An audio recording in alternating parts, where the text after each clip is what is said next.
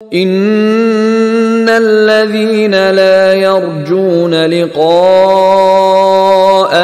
ورضوا بالحياة الدنيا واطمأنوا بها والذين هم عن آياتنا غافلون۔ ان الذين لا يرجون لقاءنا، یہ ذرا الفاظ یہاں نوٹ کر لیجئے، یہ صورت میں بار بار آئیں گے۔ ان الذين لا يرجون لقاءنا، بے شک وہ لوگ کہ جو ہم سے ملاقات کے امیدوار نہیں ہیں۔ یہ اصل میں خاص جو ہے نفسیاتی کیفیت کی طرف اشارہ کیا جا رہا ہے کہ انسان اگر ذرا غور کرے تو یہ انسانی زندگی جو دنیا میں ہم گزارتے ہیں وہ کیا ہے؟ عمر دراز مانگ کے لائے تھے 4 دن، 2 آرزو میں کٹ گئے، 2 انتظار میں۔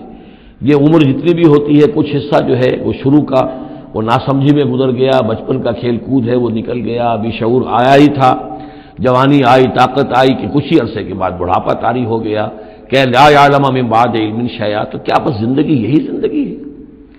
اور کیا اسی کے لیے انسان کو اشرف المخلوقات کہا جائے؟ اس زندگی کا مقصد کیا ہے؟ انسان جو بھی غور کرے گا سوچے گا کہ تو ہی ناداں چند کلیوں پر قناعت کر گیا، ورنہ گلشن میں علاج تنگی دامہ بھی تھا۔ زندگی صرف یہ زندگی نہیں ہے، تو اسے پیمانہ امروز و فردا سے نہ ناب جاویداں پہم دواں ہر دم جواں ہے زندگی۔ یہ زندگی تو بڑی طویل ہے، بہت طویل ہے۔ انسان اشرف المخلوقات ہے۔ یہ تو عارضی سا ایک وقفہ ہے، اللہ تعالیٰ نے ہمارا امتحان لینے کے لیے خلق الموت والحیاۃ لیبلوکم ایکم احسن عملا۔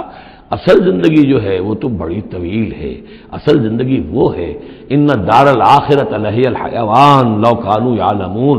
اصل میں تو آخرت کا گھر جو ہے وہ ہے اصل زندگی، کاش کہ انہیں معلوم ہوتا۔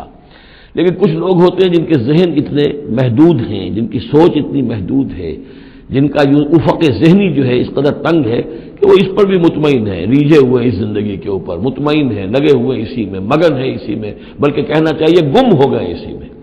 کافر کی یہ پہچان کے آفاق میں گم ہے، اور مومن کی یہ پہچان کے گم اس میں ہے آفاق۔